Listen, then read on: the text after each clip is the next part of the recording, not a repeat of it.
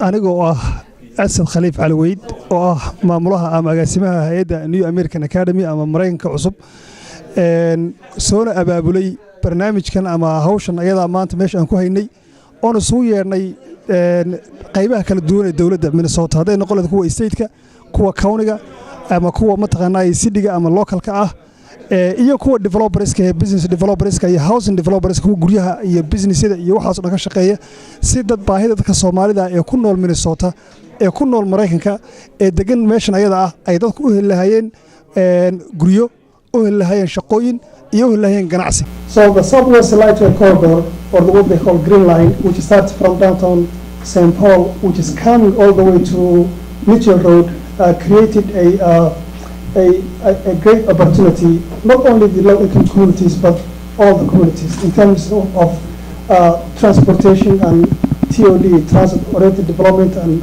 housing development and job creation and economic development and especially for the underrepresented communities along the line. Horta marka koowaad macallimiintu waxay rabaan ardaydoodu inay guuleystaan.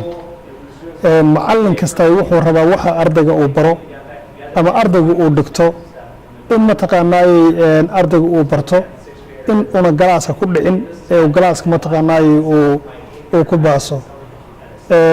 Haddaan u soo noqdo arrinta ELL-ka barnaamijkan ELL-ka la yiraahday dadku fikrado kala duwan bay ka haystaan.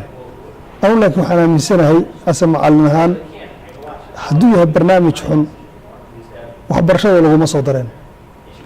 waa barnaamij loogu talagalay dadka luqadda aan Ingiriiska ahayn ku hadla ama gurigooda looga hadlo luqad aan Ingiriis ahayn sida inoo kala Soomaalida kaleeto iyo qowmiyadaha kale faraha badan waddanka ku nool. waa barnaamij loogu talagalay in lagu caawiyo ilmaha isaga ah si uu levelka academic ahaan aqoon ahaan uu la soo gaaro ardayda kaleeto ee Ingiriiska luqadooda koobaad u yahay. tusaale haddaan kuu soo qaato ELL-ka waa service gooni ah oo gooni ah la siiyo.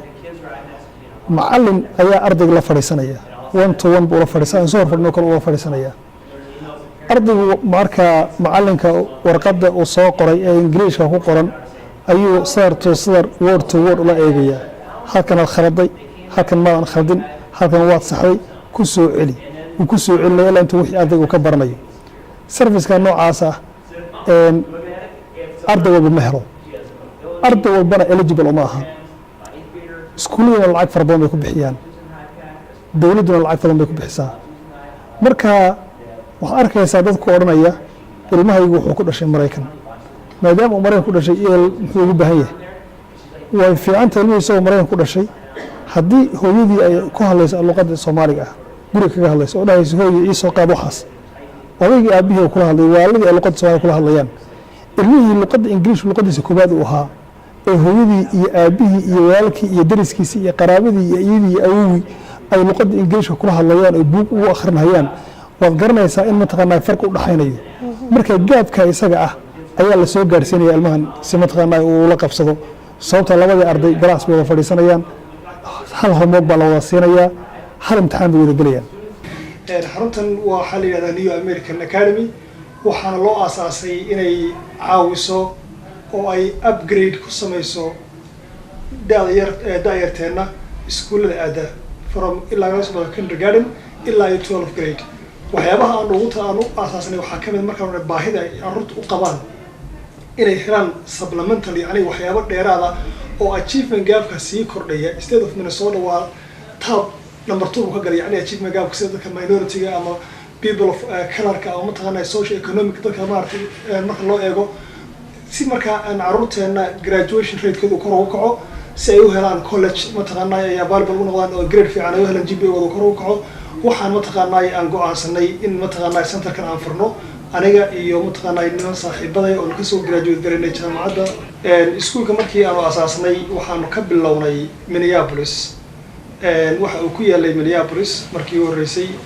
Minneapolis waxaan u aragnay inay leeyihiin meelo fara badan oo dadka Soomaalidii ay carruurtooda ama East Africa mataqaanaa ay ilmahooda ay geysan karaan.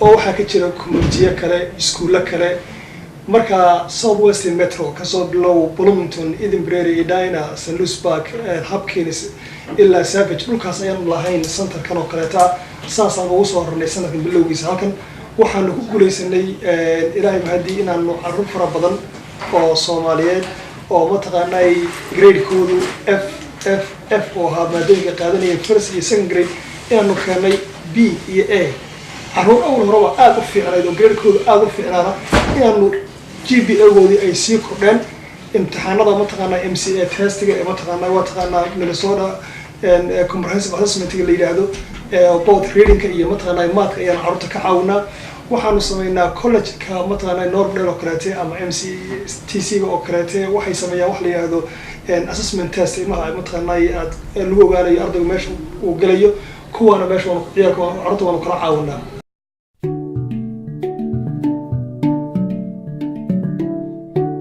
The community that we work with is 100% East African community. Somali immigrant community came to Minnesota back early 1990s.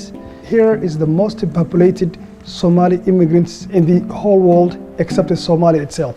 The immigrant community, many of them, they move out from the inner cities to the southwest area. The transit is very important to our community. There is no a very good kind of transit like in Minneapolis or St. Paul. The southwest corridor starts from downtown Minneapolis Target Center all the way to Eden Prairie. It's a 15 miles long. It has 17 stations. It will provide safer transportation. It will bring opportunities in terms of jobs, economic development, and also housing. When we are outreaching to our community, usually we do a traditional way. We first, before you bring the elders together, you have to talk each one by one. So actually it's a word of mouth kind of outreach. It's not like writing radios or TV. It's not like that. The traditional way is very effective and it's working for us very well. We had events that we invite county commissioners, metropolitan council, city mayors and city managers, school board members, all of them to be part of this process. For our community, we have elders, we have parents, we have youth, we have children. All event was about community engagement and outreach for this Southwest LRT project. And many of our community really said, wow, this is great. Everyone who came and attended the event went back home, talked to his family, friends and relatives and explain what he or she heard from the event. And many people are reaching us a follow-up questions. Why don't you tell the officials to have a affordable housing? Some they will say, oh, we are unemployed, graduate from University of Minnesota with a business degree, electrical engineering degree, mechanical engineering degree. Is there a possible for me to get a job from the project? Decision-making people from the county and the local government, they learned that the immigrant community in this part of Twin Cities is really huge. You know, their needs and issues must be addressed. Historically, the Somali community, even back home, 90% of them, they depend on their own small businesses. So we would like to see 5 years from now, a small business is developed in this southwest area. We would like to see our community own shops and restaurants and grocery stores and salons and barber shops and all those kind of small shops to be open in this area in the first time. So this project success will depend also on having economic development for our community. And we will not able to do that and we will not able to get that power without the Corridor of Opportunity Outreach and Engagement Grant.